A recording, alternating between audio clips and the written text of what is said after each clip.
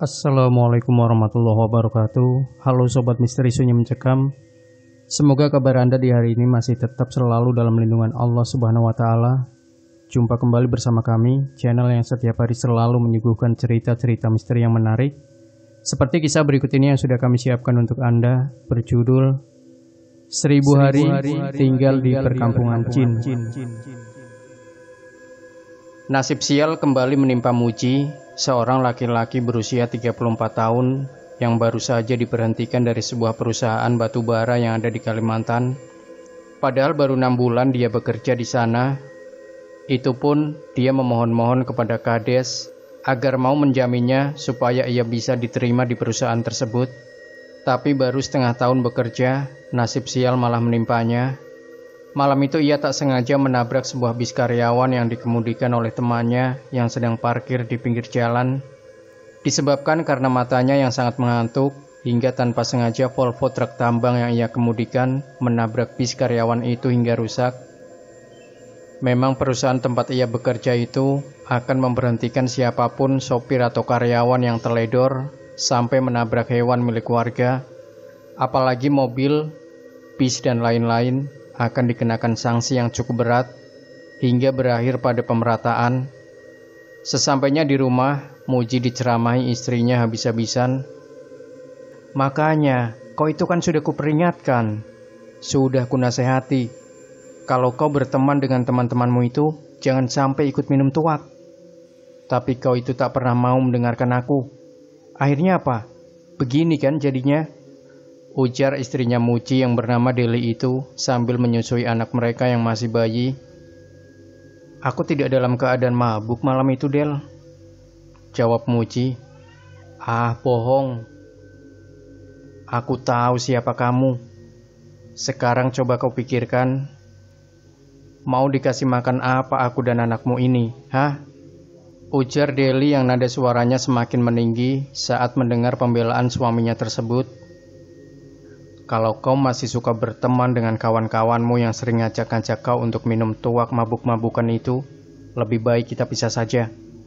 Selama ini aku sudah cukup sabar dengan semua kelakuan dan perlakuanmu terhadapku. Aku juga sudah memberikanmu begitu banyak kesempatan, tapi apa? Kau tidak pernah berubah. Sampai-sampai anakmu yang masih bayi dan dalam keadaan sakit pun kau tinggalkan demi teman-temanmu itu. Di mana otakmu, hah?" bentak Deli diiringi air mata yang cukup deras mengalir. Muji tertunduk diam, ia mengingat kembali semua hal yang pernah ia lakukan. "Aku minta maaf, aku janji akan berubah," ucap Muji seraya bersujud di pangkuan istrinya. "Aku tidak butuh janjimu, karena seperti yang lalu-lalu, janjimu tidak pernah sekalipun kau tepati," ujar Deli. Sampai larut malam, kedua pasangan suami istri itu pun masih tak bertegur sapa. Deli lebih memilih untuk mengurusi anak bayinya ketimbang menyediakan suaminya makan. Dan karena perut yang sudah terasa lapar, Muji akhirnya ke dapur untuk memasak.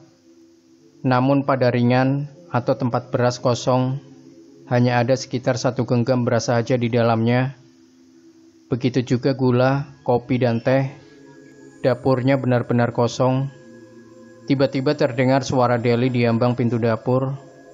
"Cari apa? Beras, gula, kopi.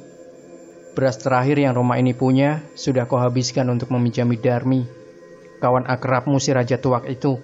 Gula dan kopi kau habiskan untuk menyuguhi kawan-kawanmu yang datang beberapa hari yang lalu.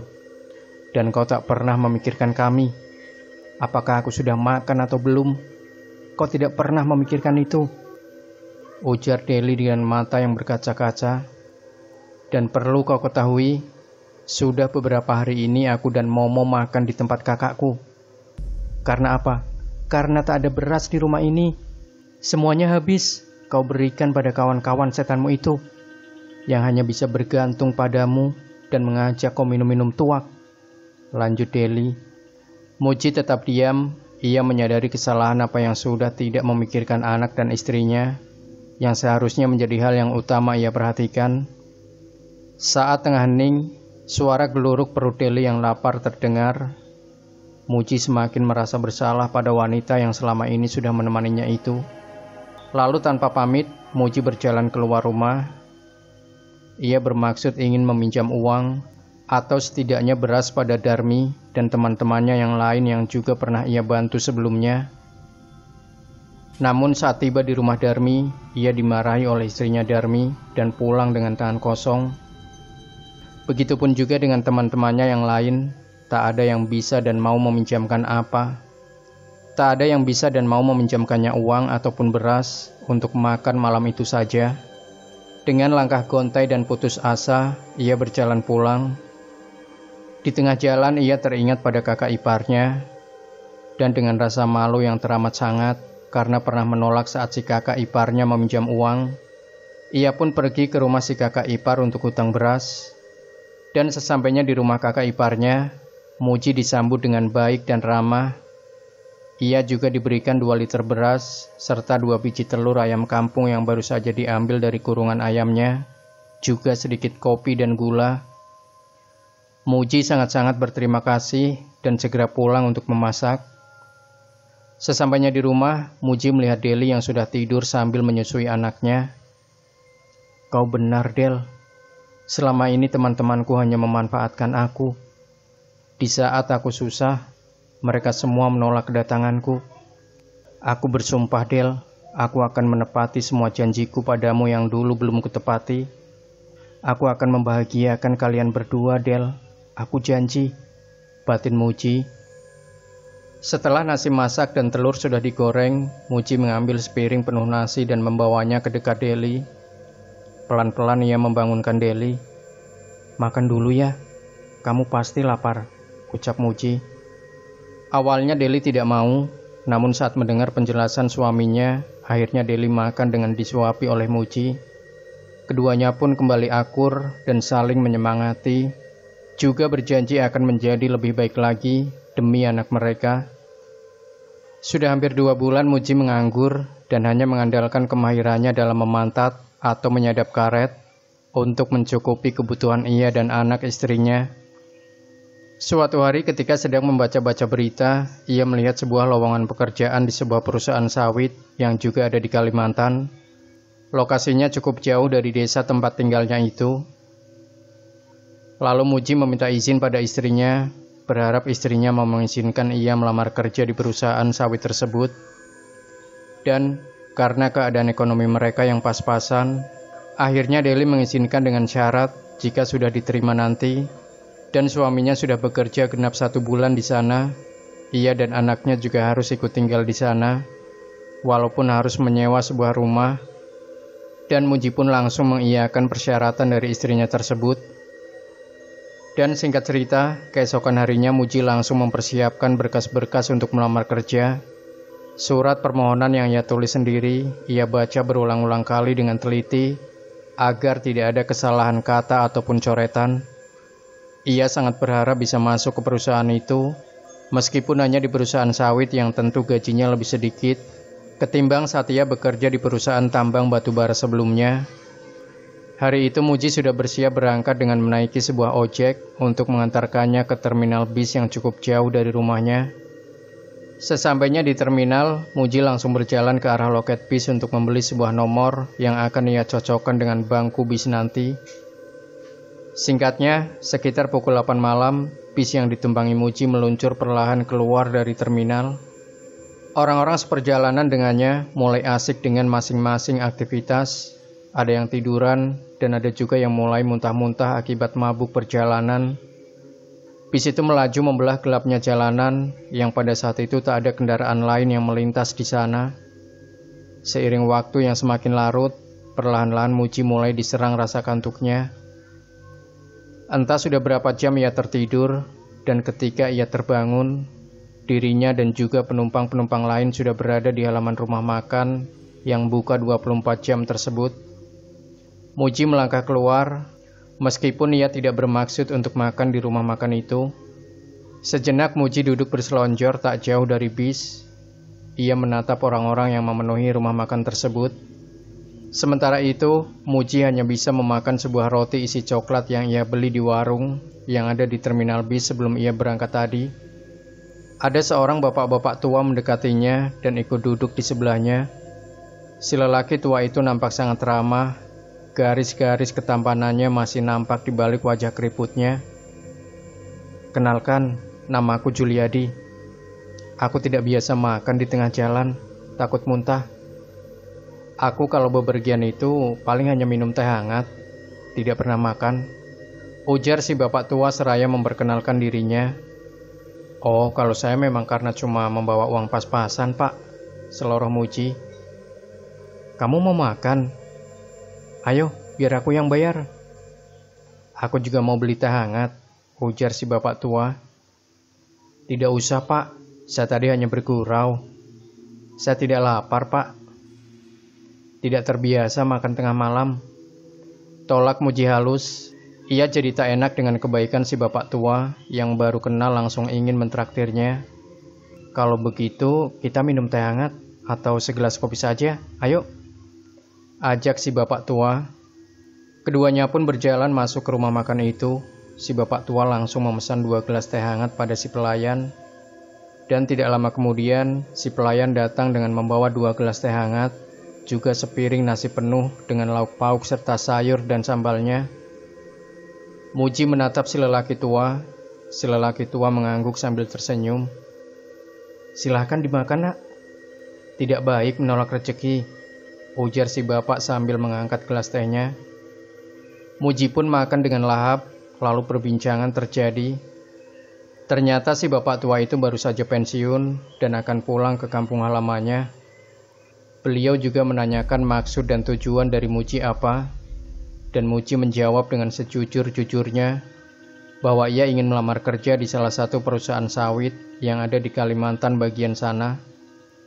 Setelah mengucapkan terima kasih dan bertukar nomor HP, Muji dan si lelaki tua itu pun berpisah dan duduk di bangku masing-masing hingga bis berhenti di terminal tujuan. Muji menarik napas lega saat turun di terminal tujuannya. Sekarang ia tinggal bersiap-siap membersihkan dirinya dan akan bersiap ke perusahaan yang membuka lowongan itu. Tapi sebelumnya ia berkeliling terminal mencari si bapak tua guna untuk berpamitan dan berterima kasih.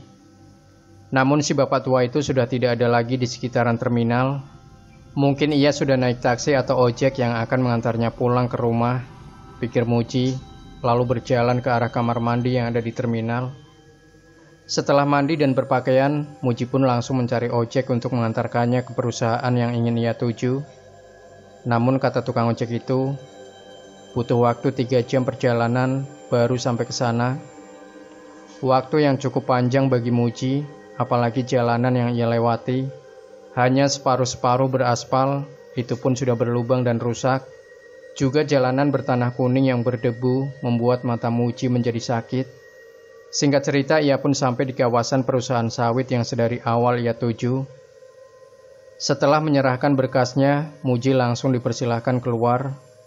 Berkas-berkas itu nantinya akan diseleksi terlebih dahulu, dan semoga saja aku akan diterima, batin Muji penuh harap. Dengan uang yang hanya bersisa 200.000 itu pun, ia langsung pergi dengan berjalan kaki, menyusuri jalanan berdebu tersebut.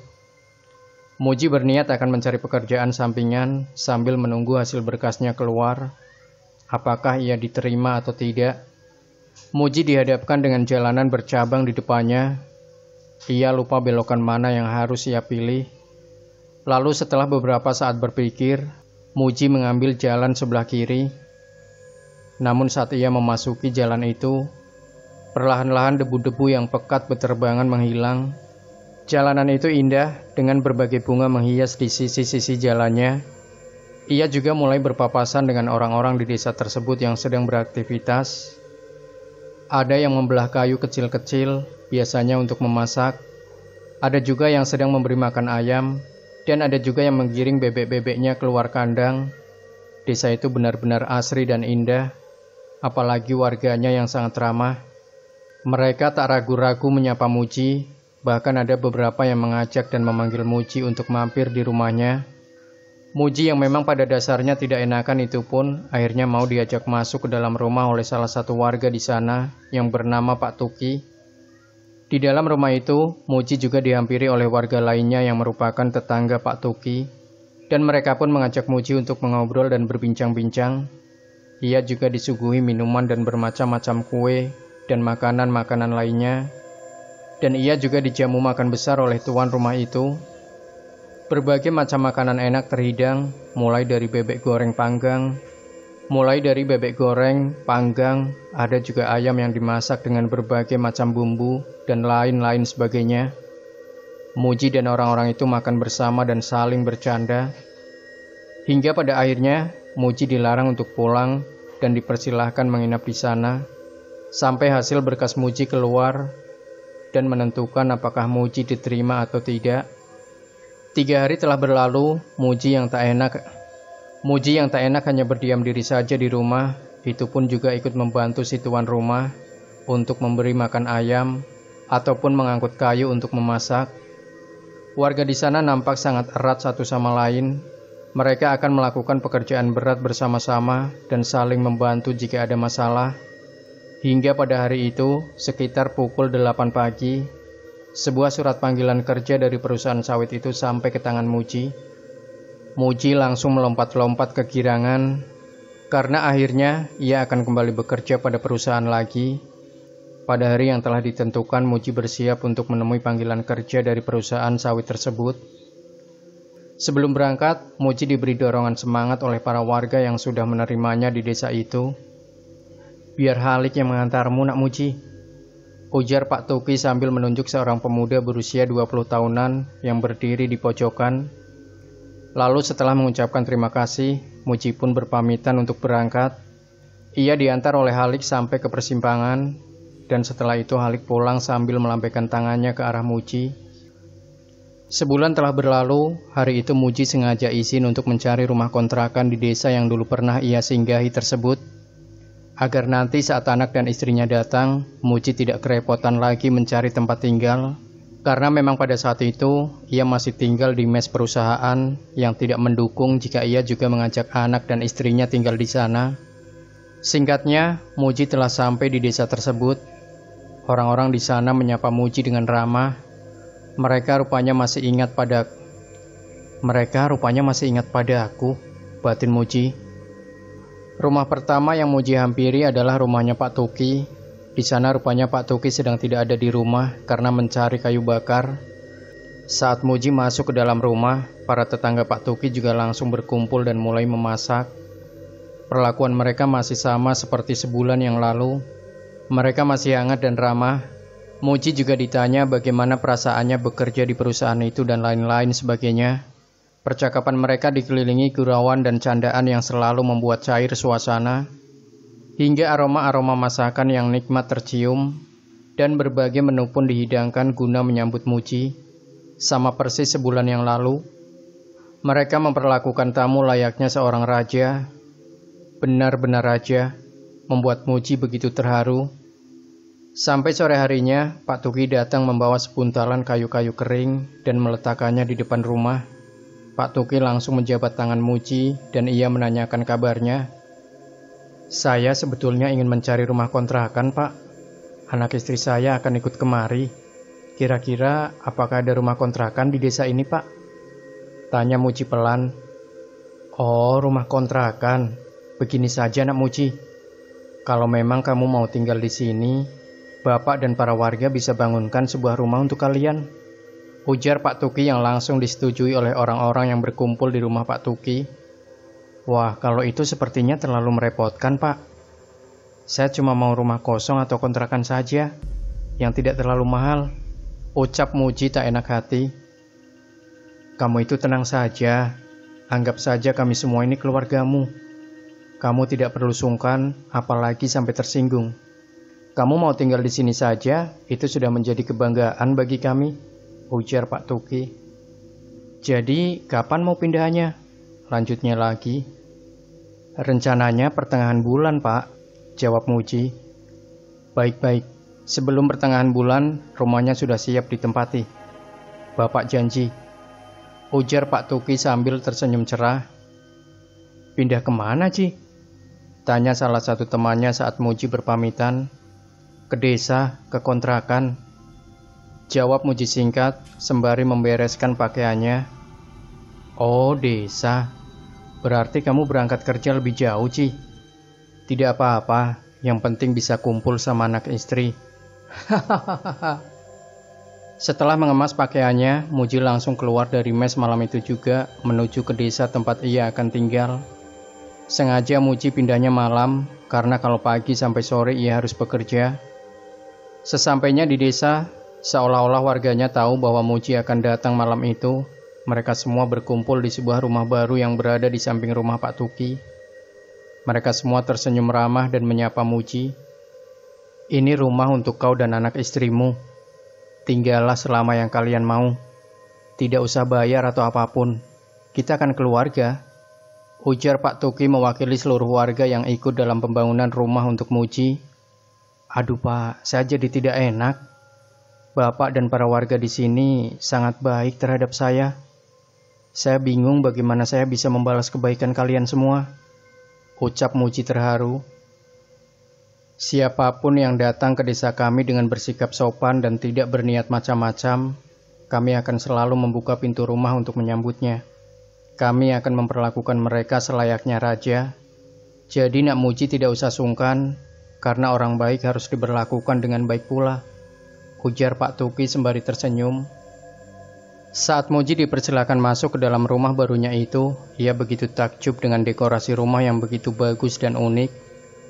Rumah kecil sederhana berukuran 5 x 6 meter tersebut sudah dilengkapi dengan sebuah kamar tidur, lengkap dengan lemari kayu dan tempat tidur. Bahkan sebuah ayunan bertali rotan pun sudah tergantung dengan rapi. Kalau ada yang kurang, Nak Muji bisa langsung bilang aja, biar Bapak dan yang lainnya bisa mencarikan peralatan yang Nak Muji butuhkan, ucap Pak Tuki. Tidak ada yang kurang, Pak. Ini semua lebih dari cukup, Pak. Jawab Muji cepat. Syukurlah, ucap Pak Tuki tersenyum. Malam itu Muji mengendarai sebuah sepeda motor yang sebelumnya ia pinjam dari teman kerjanya untuk menjemput Deli dan anak mereka di terminal bis. Muji sudah tak sabar ingin bertemu anak dan istrinya yang sudah cukup lama tidak berjumpa. Singkat cerita, sesampainya di terminal bis, ia lihat istrinya sedang duduk bersama anaknya di bangku panjang. Muji segera menghampiri istrinya. Saat melihat Muji, Deli langsung tersenyum manis. Begitu juga dengan Muji yang begitu sangat senang saat melihat Deli. Ia langsung meraih tubuh anaknya dan menciumi si kecil yang sudah nampak kelelahan karena perjalanan yang cukup jauh. Setelah puas memeluk dan mencium anaknya, Muji lalu mencium kening istrinya. Setelah itu ketiganya pun menaiki sepeda motor menuju ke desa di mana mereka akan tinggal selama Muji belum bisa membeli rumah sendiri. Jalanan ke desa itu berkabut tebal, lampu kendaraannya pun seakan tak mampu menembus kabut itu. Dan anehnya, baru beberapa meter saja, anaknya Muji yang masih kecil itu menangis keras. Istrinya kewalahan menenangkan anaknya, apalagi saat itu mereka masih berada di atas motor yang berjalan. Mungkin dia takut gelap, Del, ujar Muji. Deli pun menutupi wajah anaknya dengan kain. Dan tidak berapa lama anak itu sudah kembali tenang lagi. Dari kejauhan mereka melihat hanya sekali orang-orang berjejer berdiri di depan rumah sambil melemparkan senyum kepada Muji dan istrinya. Motor itu pun diparkirkan di depan rumah, lalu Muji mengajak Deli untuk turun. Mereka semua sangat ramah dan hangat menyambut kedatangan Deli dan anaknya. Satu persatu warga di sana memperkenalkan diri kepada Deli. Istri dan anakmu pasti capek, Nak. Kami sudah menyiapkan makanan di dalam rumah. Ajak istrimu makan dulu, ujar Pak Tuki. Saat di dalam rumah dan Deli ingin memasukkan anaknya ke dalam ayunan, tiba-tiba anak itu kembali menangis. Bahkan saat beberapa orang di sana ingin membantu menenangkan anak Deli dan Muji, tangis anak itu malah semakin menjadi-jadi, bahkan sampai tak bersuara lagi, yang tentu membuat Deli dan juga Muji menjadi sangat panik. Biarkan ibunya yang menenangkannya. Mungkin anak itu kecapean. Ayo, keluar dari sana, ujar Pak Tuki memanggil orang-orang yang berada di dalam rumah. Biarkan mereka beristirahat. Kan masih ada hari esok dan hari-hari lainnya untuk bertamu kemari. Lanjut Pak Tuki sambil tersenyum. Muji ikut keluar rumah sambil mengobrol sebentar dengan Pak Tuki. Ia juga mengucapkan terima kasih yang sebesar-besarnya kepada Pak Tuki dan warga lainnya yang telah begitu ramah dan baik terhadapnya. Di dalam rumah, anak mereka sudah berhasil ditenangkan. Setelah anaknya benar-benar telah tertidur, Muji mengajak Deli untuk makan. Keesokan harinya, anak Muji dan Deli tiba-tiba saja demam, tubuh kecilnya sangat panas, dan akan menangis bila bertemu dengan tetangga-tetangga baru mereka. Deli benar-benar kerepotan dibuatnya, apalagi saat itu suaminya bekerja dan akan pulang pada sore hari. Namun untungnya, tetangga-tetangga Deli termasuk keluarga Pak Tuki membantu Deli mencuci pakaian kotor, memasak dan mengambil air. Tetangga-tetangganya gotong royong membantu Deli tanpa dipinta. Benar-benar tetangga yang sangat baik, batin Deli pada saat itu. Pada siang hari sampai malam anak Deli menangis terus-menerus tanpa henti dan beberapa kali mengalami kejang-kejang. Muji yang baru pulang kerja pun dibuat tak karuan saat melihat anaknya. Di luar rumah, terdengar Pak Tuki sedang membentak seseorang, entah apa yang sedang terjadi di luar sana. Muji juga tak mendengar apa yang dikatakan Pak Tuki. Beberapa saat kemudian, Pak Tuki masuk ke dalam rumah. Ia langsung berjalan ke arah istrinya Muji yang masih menggendong anaknya. Dengan tangan yang sedikit gemetar, Pak Tuki mengoleskan arang hitam ke bagian tengah antara kedua alis, lalu mencium anak itu. Dan anehnya, anak Deli dan Muji langsung tenang.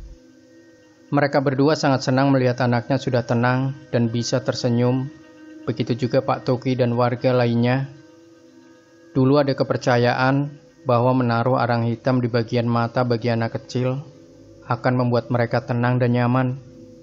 Jadi kalau bisa jangan dihapus, ujar Pak Tuki tersenyum. Hari-hari yang mereka lewati terasa begitu singkat, dan setiap harinya Deli dan juga anaknya akan menghabiskan waktu mereka berkumpul dengan para warga ataupun tetangganya yang sangat ramah juga baik. Mereka akan memasak bersama, mencuci pakaian kotor bersama. Bahkan kalau Deli dan Muji pergi, tetangga-tetangga mereka akan menjaga anak Muji dan Deli selama mereka pergi. Namun hanya satu, di sana anak Muji dan Deli selalu dipakaikan arang hitam di bagian mata bayinya. Tapi itu tak mengapa bagi Deli dan Muji, karena mereka sangat betah tinggal di perkampungan tersebut. Bahkan mereka juga berencana untuk membeli sebidang tanah untuk dibangun sebuah rumah nantinya. 2 tahun 5 bulan telah berlalu dan semuanya masih berjalan seperti biasa, sama sekali tak ada yang berubah. Setiap hari kau selalu terlihat ceria, kenapa Ji? Tanya temannya. Mungkin karena keluargaku bahagia dan tetangga-tetanggaku juga sangat baik dan perhatian pada kami. Jawab Muji setengah bercanda. Ya, aku percaya kalau keluargamu bahagia, tapi sebaiknya kau jangan terlalu akrab dengan tetanggamu. Karena kita kan tidak tahu hati seseorang itu seperti apa, dan ada niatan apa pada keluargamu, ujar temannya Muji. Ah, itu sih tidak mungkin, Ton. Aku sudah bertahun-tahun bertetangga dengan mereka, dan sikap mereka tetap hangat dan baik pada kami. Kalau kau curiga tetangga-tetanggaku mendekatiku karena aku bekerja di sini, itu sudah pasti salah. Karena selama ini aku tinggal di sana tidak bayar sepeser pun. Dan malah tetangga-tetangga yang sering memberikan macam-macam kepada kami. Sebaiknya nanti sepulang kerja, kalian ikut aku ke rumah. Biar ku kenalkan pada tetangga-tetanggaku yang baik-baik itu. Ujar Muji seraya membuka nasi kotaknya. Sepulangnya bekerja, Muji mengajak beberapa teman untuk ke rumahnya. Mereka turun di persimpangan jalan dan berjalan kaki memasuki desa. Baru tahu kalau di sini ada desa ya, Mat? Ujar salah satu teman Muji berkata pada yang lainnya. Singkat cerita, akhirnya mereka sampai di perkampungan tempat Muji dan anak istrinya tinggal. Beberapa warga terlihat menatap mereka dengan tatapan yang sulit diartikan. Mereka menyapa teman-teman Muji dengan ramah, sama seperti Muji dulu. Mereka disambut dengan sangat baik dan disediakan makanan yang lezat-lezat. Semua teman Muji dibuat senang dan gembira, apalagi dengan kehadiran beberapa orang gadis cantik di sekitar mereka. Namun Hair yang terkenal polos itu malah menjauh dan lebih memilih untuk mengobrol dengan Pak Tuki yang sedari tadi mengawasi mereka di pelataran rumahnya. Saat akan pulang, Iton yang memang rakus membungkus habis sisa makanan yang tadi dihidangkan untuk nanti ia makan di rumah. Pagi itu Pak Tuki menghampiri Muji yang sedang bersiap-siap untuk berangkat kerja. Beberapa temanmu yang tadi malam datang bersamamu itu punya niatan yang baik. Semoga saja kau tidak termakan hasutan mereka, ucap Pak Tuki yang terasa aneh di telinga Muji. Muji terdiam, ia masih bingung dengan ucapan Pak Tuki. Raut wajah Pak Tuki juga terlihat berbeda dari biasanya. Sesampainya di tempat kerja, Hair dan Iton memberitahu Muji bahwa teman-temannya yang lain jatuh sakit. Dan Iton juga menunjukkan sesuatu yang berbau amat sangat busuk di dalam tasnya. Kata Iton, itu adalah makanan yang sempat ia bawa dari rumah Muji dan Pak Tuki. Tapi yang Iton tunjukkan itu tidak seperti makanan, malah sebaliknya. Dalam bungkusan tersebut, seperti kumpulan sampah makanan yang sudah berlendir dan beraroma busuk. Malah sebagian ada bekas gigi hewan dan belatung. Muji menggelengkan kepalanya. Ia tak percaya pada apa yang dikatakan Iton. Tidak ada alasan untuknya meragukan kebaikan Pak Tuki dan warga desa lainnya. Kalian pasti mengada-ada. Tega sekali Koton menuduh orang sebaik Pak Tuki, bentak Muji. Sumpah demi Tuhan, aku tidak ada menuduh, apalagi menyalahkan. Aku hanya bilang bahwa ada yang tidak beres dengan mereka, jawab Iton tak kalah sengit. Muji pergi tanpa bicara. Hari itu benar-benar membuatnya ingin segera pulang ke rumah. Setelah hampir 3 bulan lebih, Iton dan Hair pergi diam-diam menuju perkampungan di mana Muji dan keluarga kecilnya tinggal. Mereka berdua ingin memastikan sesuatu tentang tempat itu, yang sebelumnya sudah ditanyakan ke orang pintar. Mereka berjalan sudah hampir 1 jam menyusuri jalan tersebut. Namun aneh, tak juga mereka menemukan perkampungan itu. Tak mau putus asa, mereka berdua lalu mengeluarkan HP-nya dan mencoba melihat di sekitar jalanan melalui kamera. Sepanjang jalan mereka melihat jalan dan sekitarnya dengan kamera HP. Namun setelah sekian lama, sama sekali tak ada keanehan. Hingga beberapa saat kemudian, terlihat sebuah perkampungan yang persis dengan kampung yang dulu pernah mereka datangi. Namun anehnya, saat mereka melihat tanpa kamera, perkampungan itu lenyap dan hanya ada rumah kosong yang dipenuhi semak belukar. Berkali-kali mereka berdua mengarahkan kamera dan kemudian mengalihkannya, namun tetap sama. Perkampungan tersebut tak terlihat tanpa kamera. Tiba-tiba saat ia mengarahkan kameranya lagi, nampak sesosok makhluk kurus berbulu lebat, berwarna kemerahan, tepat berada di depan kamera yang seketika membuat keduanya melompat ke belakang. Dan tanpa sengaja HP yang dipegangnya pun ikut terlempar ke atas. Saat ingin mengambil HP-nya, ada angin dingin yang berhembus, meresap ke dalam tulang membuatnya menggigil. Dan saat HP itu berhasil diambil, Iton langsung menghidupkannya dan mengarahkan kamera ke depan. Namun tak ada apapun yang nampak di kamera, hanya tanah kosong. Dan beberapa saat kemudian, kamera HP-nya tiba-tiba menjadi hitam. Lalu tanpa pikir panjang, mereka berdua langsung berlari tanpa berani menoleh lagi. Keesokan harinya, saat Muji baru sampai ke tempat kerjanya, ia langsung dikeroyok oleh teman-temannya. Kedua tangan dan kakinya diikat dengan kuat. Lalu teman-temannya membawa Muji dengan mengendarai sebuah mobil menuju ke sebuah jalan besar. Mulutnya juga disumpal, hanya tatapan Muji yang terlihat seperti sangat marah kepada teman-temannya. Beberapa saat kemudian, mobil itu memasuki sebuah halaman rumah dengan cat warna hijau muda, yang di bagian depan rumahnya terdapat banyak tumbuhan seperti terong, kacang panjang, dan juga cabai. Muji diangkat dan digotong masuk ke dalam rumah. Di dalam sana sudah ada seorang laki-laki berkopiah haji. Muji benar-benar dibuat kesal dan emosi, apalagi setelah mengetahui maksud dan tujuan dari teman-temannya membawa ia ke sana. Mereka bermaksud menyadarkan Muji dari tipuan mata dari warga perkampungan itu. Di sana Muji diberi minum sesuatu yang diambil dari sebuah bambu. Dan masih dalam keadaan terikat, Muji ditampung tawari bagian mata hajinya, dioleskan sesuatu. Lalu orang itu menyuruh teman-teman Muji untuk melepaskannya. Setelah ikatannya dilepaskan, Muji langsung membentak semua teman-temannya yang terlihat. Lalu ia pulang tanpa permisi. Hari itu Muji langsung pulang karena amarahnya sudah tak bisa ia tahan. Namun anehnya, Setelah sekian lama berjalan pulang, ia tak juga melihat batas desa. Namun tanpa curiga sedikit pun, Muji terus melangkah. Tak berapa lama kemudian, ia melihat anak dan istrinya yang sedang duduk di antara semak-semak sambil berbicara sendiri. Jantung Muji seketika berdetak dengan cepat. Apalagi setelah melihat sesuatu yang istrinya suapi ke anaknya, yang berupa bubur abang dan bubur putih yang sudah berlendir dan berulat. Perut Muji langsung mual, ia melemparkan makanan itu ke tanah.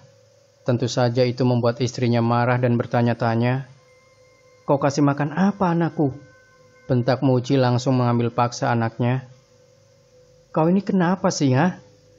Tanya Deli tak kalah emosi. "Itu kotor, berulat. Kenapa dikasih ke anak?" ujar Muji. "Kotor? Ulat apa?" Nyata-nyata itu makanan bersih dan baru dikasih oleh Pak Tuki, jawab istrinya. "Sekarang ayo kita pulang." "Kenapa kau ajak anak ke sini?" ujar Muji. Pulang kemana?" tanya istrinya bingung. "Pulang ke rumah yang di samping Pak Tuki itu. Ayo cepat," ujar Muji lagi. "Kau sudah gila ya? Atau jangan-jangan mabuk?" "Aku sedang tidak ingin bergurau." "Iya, tapi ini kan rumahnya. Dan di samping itu rumah Pak Tuki," bentak istrinya menunjuk ke sebelah. Namun Muji hanya melihat tanah kosong di sana, tak ada tanda-tanda kehidupan di sana. Tiba-tiba, tepat di belakang Muji terdengar suara berat. "Rupanya kau sudah tahu ya," ujar suara itu. Dan saat Muji menengok ke belakang, ia sangat terkejut dan ketakutan karena makhluk yang berdiri di situ bukanlah manusia. Makhluk kurus berbulu lebat berwarna kemerahan itu menyeringai menatapnya. "Maaf Pak, mungkin dia diajak mabuk sama teman-temannya," ucap Deli ramah pada makhluk itu. Pak Tuki?" gumam Muji menatap ke arah istrinya. Istrinya tak menjawab dan hanya menatapnya dengan tatapan aneh. Hanya sesaat saja Muji mengalihkan pandangannya dari makhluk itu, dan tiba-tiba saat ia menoleh lagi, banyak sekali sosok-sosok yang rupanya aneh dan menyeramkan berdiri di sana, membuat Muji seketika lemas dan jatuh pingsan. Untungnya teman-teman Muji dan lelaki berkopiah tadi datang tepat waktu. Hair langsung menggendong anak Muji, dan yang lainnya mengamankan Muji juga istrinya. Sementara lelaki berkopiah tadi seperti sedang berbicara dengan sesuatu yang tak kasat mata. Semuanya sudah selesai. Mereka tidak jahat dan tidak bermaksud untuk mencelakai. Mereka sudah melepaskan teman kalian, ujar si lelaki berkopiah.